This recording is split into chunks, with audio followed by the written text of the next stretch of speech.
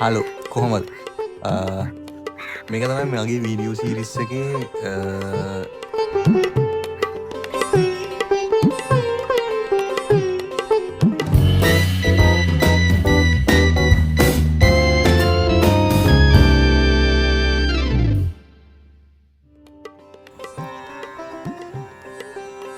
Hello මේ video series එක skit CD කියන එක. ඒ කියන්නේ ස්කිට් එඩියුකේෂන් කියන එක. මේකෙන් මම කතා කරන්න හදන්නේ අපි බිල්ඩ් අප් කරගන්න කන්සෙප්ට් චිත්‍රයක් දක්වා ගෙනියන්නේ කොහොමද කියන එක. කලින් වීඩියෝ වලදී අපිට ඕන වුණා අඳින්න මොකක් හරි දෙයක් හොයාගන්න. ඒ විදිහට අපි හොයාගත්ත දේ තමයි ෂර්ලොක් හෝම්ස්ගේ ලංකා ගමන. ෂර්ලොක් හෝම්ස් සහ Tragedy of the Atkinson Brothers. මේක තමයි අපේ තීම් එක. ඔන්න ඉතින් අද අපි බලමු කොහොමද මේ තීම් එකට ඉලස්ට්‍රේෂන් එකක් ඇඳගන්න කියලා. මේක ඇත්තටම මං හිතන්නේ children book illustration style එකකින් ගියොත් හොඳයි. හවුනේ. අපි අර ලේඩි බර්ඩ් පොත්වල ඉස්සර තිබුණ ඒ ස්ටයිල් එකට මොකක් හරි ඇඳලා බලමු.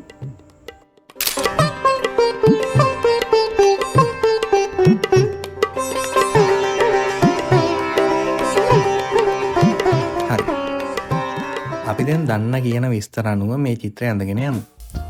පළවෙනියෙන්ම මේ කතාව හැටියට ෂර්ලොක් හෝම්ස් ලංකාවට එන්නේ ඇට්කින්සන් කියන සහෝදරවරුන්ගේ අභිරහසක් විසඳන්න. එතකොට මේගොල්ලෝ ඉන්නේ ලංකාවේ ලොකේෂන් එකක.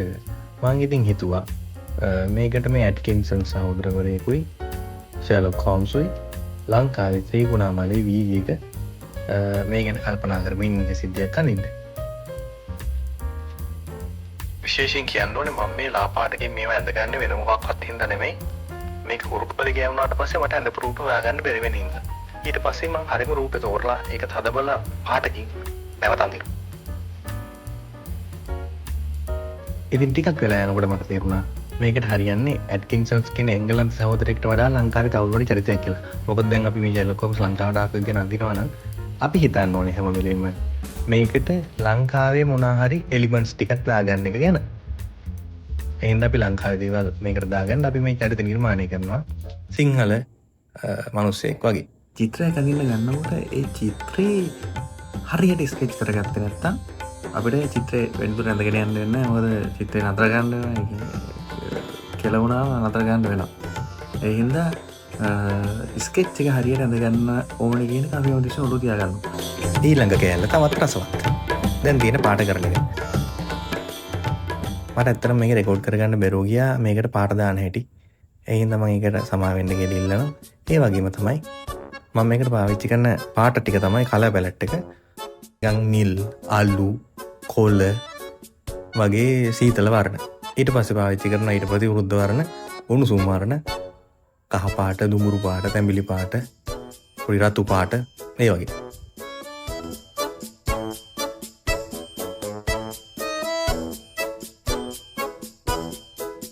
හුඟක්ම මේක ටීනේජර්ස්ලට ගැලපෙන විදිහට නිර්මාණය කරන චිත්‍රයක්. ඉතින් දැන් අපි කන්සෙප්ට් එක දන්නා, අපි කතන්දරය දන්නා. දැන් අපි කරන්නේ මේක වෙන ස්ටයිල් එකක නිර්මාණය කරන එක. ඒ කියන්නේ අපි මේක අදිනවා children book style එකට.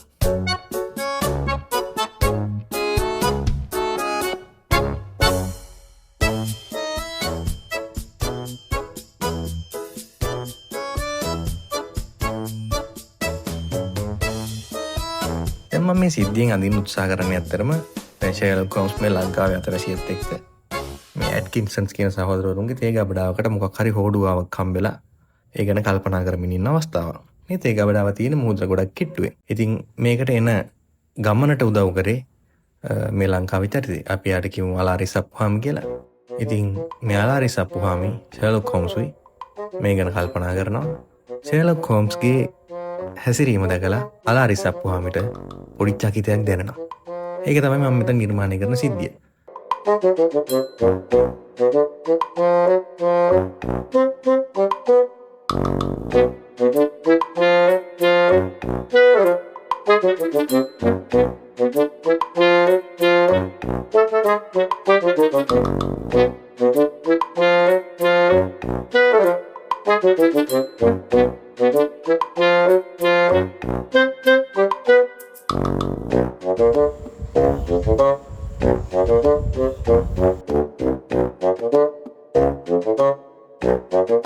ඉතින් මම මේකේ පිටිපස්සෙන් මේ තේ ගබඩාව නිර්මාණය කරනවා.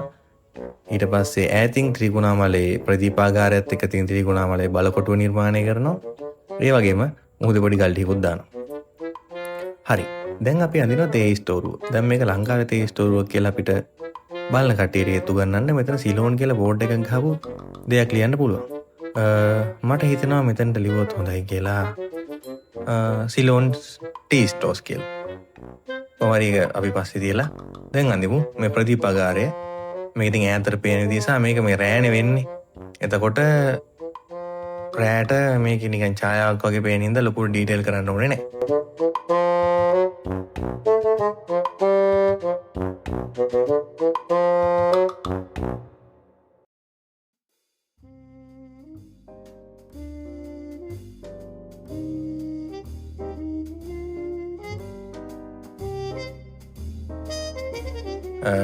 ආයමට කියන්න දෙයක් අමතකුණා. ඒ තමා මෙතැන් තමයි යොදාගෙන තියෙන ලයිට් සෝස් එක. දැන් ලයිට් සෝස් එකක් අතේ තියාගෙන ඉන්නවා මේ අපේ අලාරේ සප්පුහාමි. එයාගේ අතේ තියෙනවා චිමිනි ලාම්පුව.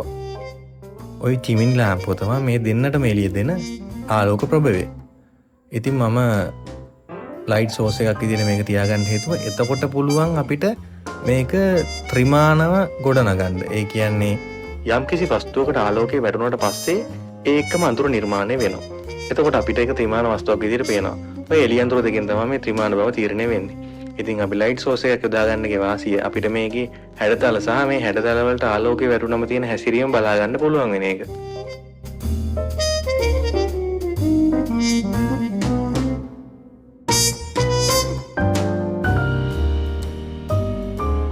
ඊළඟට අපි ෂර්ලොක් හෝම්ස්ගේ මූණේ ෆීචර්ස් ටික නිර්මාණය කරගන්න ඕනේ.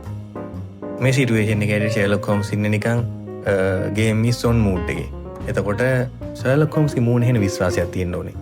එතකොට ෂර්ලොක් හෝම්ස් ඇස් දෙක පොඩි කරගෙන කල්පනා කරනවා. නාස්පුඩු ලොකු වෙනවා. නහය පුම්බ ගන්නවා.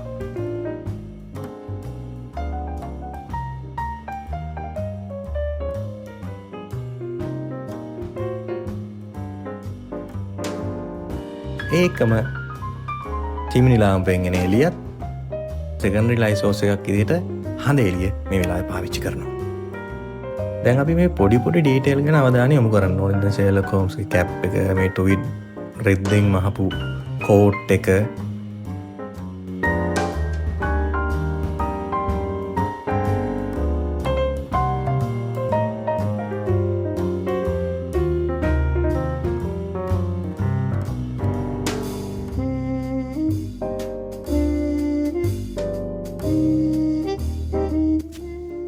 දැන් ඉතින් මේ චිත්‍රය අඳිනකොට ඔයගොල්ලෝ බලාගෙන ඉන්නවනම් ඔයගොල්ලොන්ට මේක අඳින්දී එන ප්‍රශ්න මොන හරි තියෙනවා නම් ඉතින් ඒක කමෙන්ට් එකක් දාගෙන යන්න.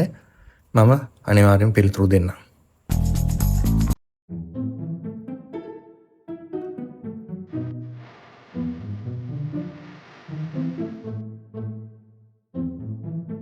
ඉතින් අපි මේ විදිහට පොඩ අතේ ඇඟිලි ඇඳ ගන්න ඕනේ. රෙද්ද ඇඳ ගන්න ඕනේ. එතකොට මේ ෂර්ලොක් හෝම්ස්ගේ තියෙන පොඩි සලකුණු පවා අපි අඳ ගන්න වෙනවා. ෂර්ලොක් හෝම්ස්ගේ කෝට් එකේ කොලර් එක. ඇඟට ආලෝකය වැටුණාට පස්සේ ඒවෙන් හැදෙන හෙවණැලි තියෙනවනේ. ඒ හෙවණැලි ටික අපි හරියට අඳ ගන්න ඕනේ. එතකොට මේක තවත් තාත්වික විදිහට අඳ ගන්න පුළුවන්. මේක තව පොඩ්ඩක් රියලිස්ටික් විදිහට අඳ ගන්න පුළුවන්.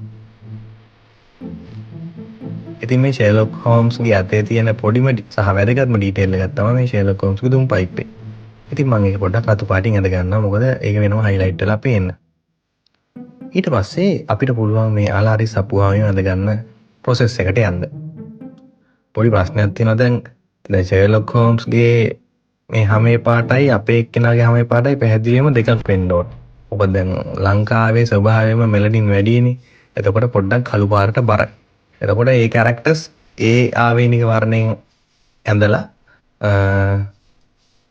ෂර්ලොක් හෝම්ස් එංගලන්ත ජාතිකයෙක්ද ෂර්ලොක් හෝම්ස්ගේ හැමේ පාට පොඩ්ඩක් මීට වඩා ලා කරන්න ඕනේ. නමුත් දැන් මේ අඳුරේ පවතින හින්දා ඒකට අඳුර ආලෝකය වැටුනම එන වර්ණ ටිකක් අපි පාවිච්චි කරලා ඒක හරියට හදා ගන්නත් ඕනේ. දැන් කොහොමද මේ අලාරිස් අප්පුහාමිගේ මූණේ ෆීචර්ස් ටික මම පොඩ ඩීටේල් කරනවා.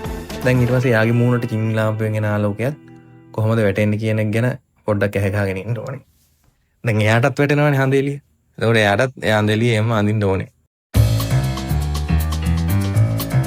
මෙයාගේ කැරක්ටර් මම නිර්මාණය කරගෙන තියෙන්නේ රජයේ නිලධාරියෙක් වෙන්න පුළුවන්. මොකද අනිකන් කෝරළේ කෙනෙක් හරි ආරච්චිල කෙනෙක් හරි ඔය කෝට් එකේ දවස්වල දින පිත්තල පොත්තන් අල්ල මුලාදානි කෝට් බෑග් අඳින්නේ රජයේ වැදගත් නිලධාරියෙක්නේ. ඒ හින්දා මං හිතුවා මේ කේස් එකට මේගොල්ලෝ රජයට සම්බන්ධ නිසා රජයේ කවුරු නිලධාරියෙක් මෙයාට මේ කේස් එක විසඳන්න උදව් කරනවා ඇති කියලා.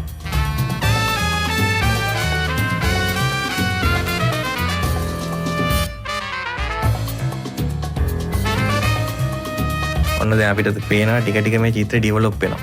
ඒ කියන්නේ අඩියෙන් අඩිය මේක ඉස්සරහට යනවා. අපි දැන් බලමු කොහොමද මේ චිත්‍රය ඉවර වෙන්නේ කියලා.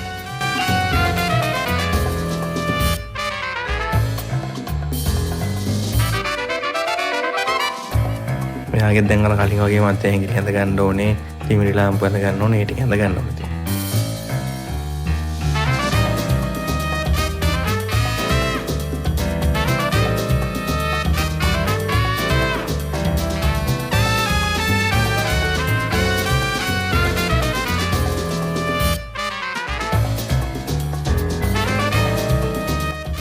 හරි මම හිතනවා මේ දැන් සෑහෙන දුරකට මේ චිත්‍ර වැඩි ඉවරයි කියලා.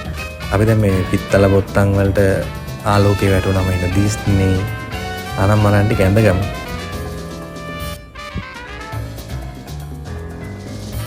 එක තැනකට ආවට පස්සේ එතනින් එහාට ඉතින් අපිම හිත මේ චරිතේ දැන් අපි දන්නවනේ චරිතේ පසුබිම.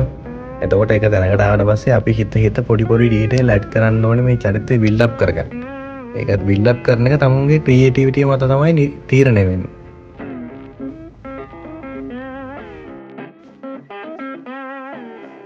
දැන් තේරෙනවනේ මේ චිත්‍රයේ මූඩ් එක, සිටුේෂන් එක, ඇට්මොස්ෆියර් එක. කුණාටු නම් මන රාත්‍රියක්.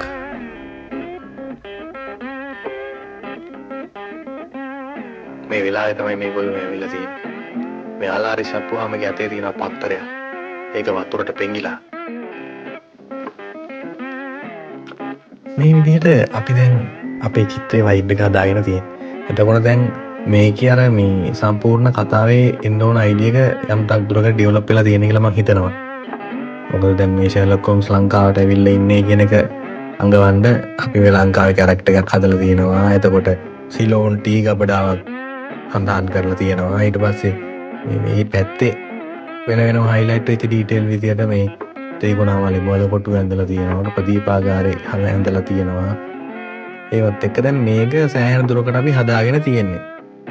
මේක දැන් පොතක කවර් එකට වගේ ගැලපෙන ආර්ට් වර්ක් එකක්. මම හිතනවා මේ චිත්‍රයේ දැකලා පොඩි ළමයි මේ වගේ පොතක් ගන්න කැමති වෙයි කියලා. Thank you ඒ පොඩි ළමයින්ට.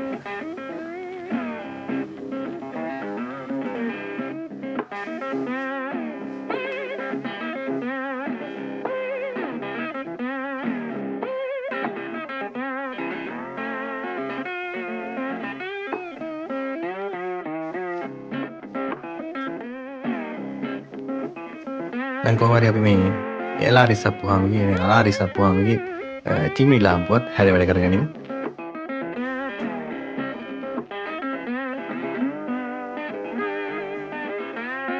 දැන් අපි එකට ලයිට් පත්තු කරමු. එතකොට තමයි හරියටම මේ ආලෝක ප්‍රභේය වැටුණාට පස්සේ මේගොල්ලෝගේ මූණු එළිය වෙලා තියෙන විදිය පේන්නේ. දැන් අපි අර මේ පිටිපස්සේ තියෙන ගොඩ නැගිලි බෝඩරා මේවා ඩීටේල් කරගමු. ඊළඟ එක තමයි මෙයාගේ මේ අතේ තියෙන පත්තරය. මේ පත්තරේ සිලෝන් කැතලික් මැසෙන්ජර් කියන පත්තරේ. ඒතකොට මේක පබ්ලිෂ් කරන්න පටන් අරගෙන තියෙන 1878 පෙබරවාරි 12.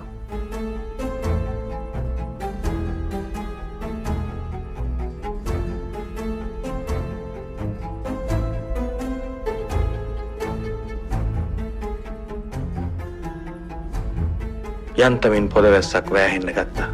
හෝම්ස්ගේ උරකබාය මතට එහි බින්දු වැටෙන්න පටන් ගත්තා. හෝම්ස් තදින් දුම්මුගොරක් පිට කරා. ගිගුම් නංගමින් කුණාටු හැමද මුහුද අසල හෝම්ස් සහ අලාරි සපුහාමි කරන්නේ කුමක්ද?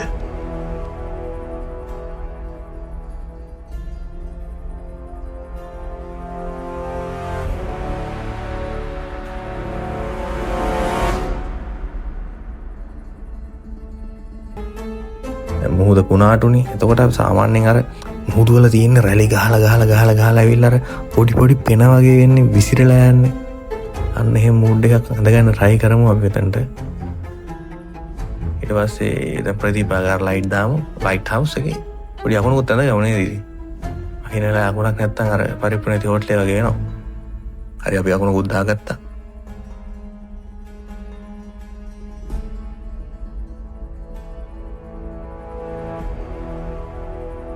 ඔය කුණාටුවයි රෑයි සීතලයි මැද්දේ පොඩි වැස්සකුත් එන්න ගත්තම් පොද වැස්සක් එක චුට්ට එක වැඩි වෙන්න.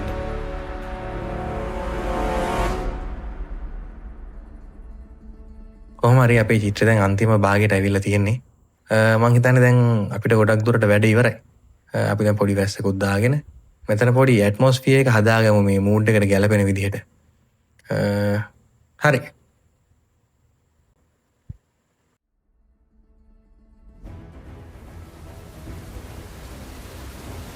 මේ තියෙන්නේ ෂර්ලොක් හෝම්ස් සහ ඇට්කින්සන් සහෝදරවරුන්ගේ ඛේදවාචකය.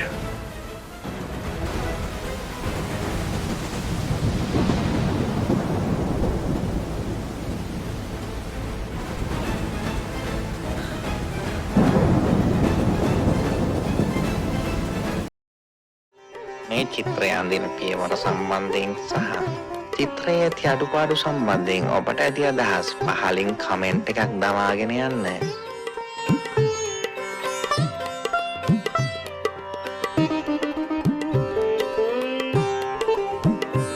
නැවතත් ඊළඟ වීඩියෝවෙන් හමු වෙමු. සුබ දවසක් වේවා.